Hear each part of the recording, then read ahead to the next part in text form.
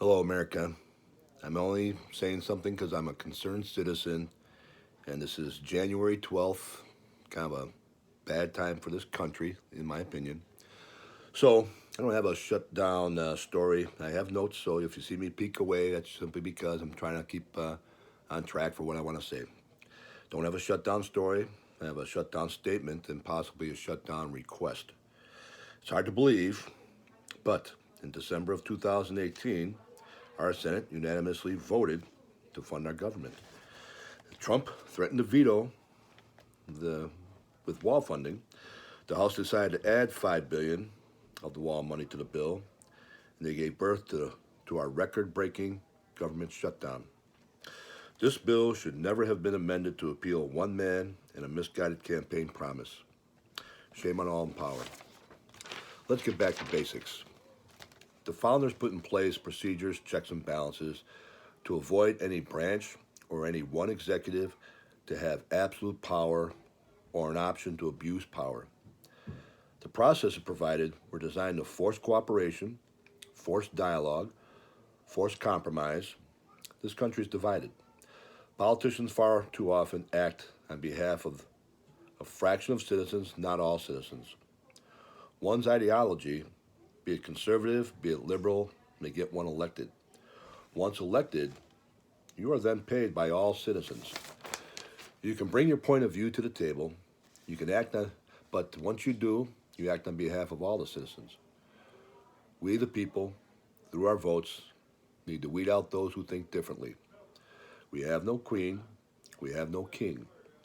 Congressmen and senators are not pawns for any president's agenda. They are elected representatives of the people to be our voice, to act on behalf of the people, all citizens in every action. If the House presents bipartisan legislation to the Senate for a vote, vote. If the Senate presents legislation to the House for a vote, vote. These are the installed procedures. Let the process proceed and do your job. I see it as unacceptable that our paid politicians hold the country hostage to a vanity project of one man, held hostage to a campaign promise. George Bush once said, "Read my lips, no new taxes." But as a leader who, with his every act, put country first, ate crow. And he took action, did what was needed. And that very well may have laid the foundation for the economic boom of the Clinton years. So keep it in mind. The leader he was, the wise man he was, knew campaigning is one thing, governing is another. There's a process in place to overcome a presidential veto, if that is the will of the people. Let the process proceed. I asked Mitch McConnell to put an end to the shutdown. Mitch McConnell, the leading voice of the Senate, has been a ghost, unseen, unheard. He has had plenty of opportunity to push legislation through for the president to sign or choose not to, long before the shutdown, long before the House majority switched from Republican to Democrat.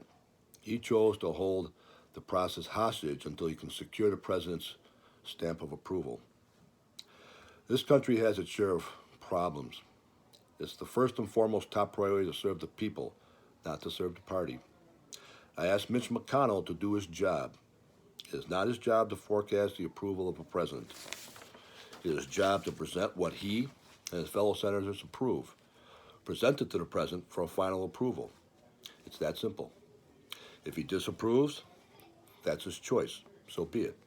If the process overturns a veto, so be it. That's the process. Let the process proceed. That is the job. Our politicians are paid without interruption while others suffer. Do the job. End the games. Put your paychecks back in the pockets of those working without.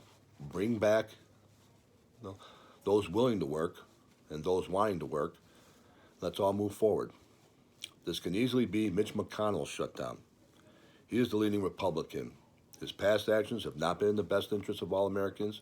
His actions have been, and continue to be, to use the power of his party, possibly abuse the power of his party, and definitely to hold the power of his party.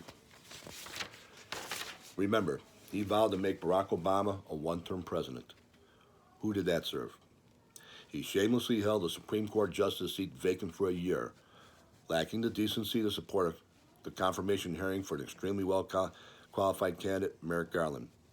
For what purpose? Who did that serve? And again, having the power, failing to act, refusing to act is just another self-serving, party-serving political game. So I ask Mitch McConnell, do your job. Say what you may say, think what you may think, but sadly we have a president who thinks more of his base and more of his image than the welfare of all people. His actions speak even louder than his tweets. On behalf of all suffering or struggling to pay their bills, put legislation on his desk, let it take its course, let the process proceed, and let's get past this, please, and thank you. And the only reason I felt compelled to make a statement is that we're in a strange place, and we have to get past this. So let all our politicians do what they have to do, and for those that don't, just keep it in our pockets, and when the time comes to vote, let's let our voices be heard. And I appreciate if this gets any further than this. And my back and forth eyeball situation, I apologize for that. I'm not a professional here. I'm just a concerned citizen, and I want to stay clear in my head. So yes, I've been back and forth reading notes. But again, I thank you. So maybe this will do some good. Thank you.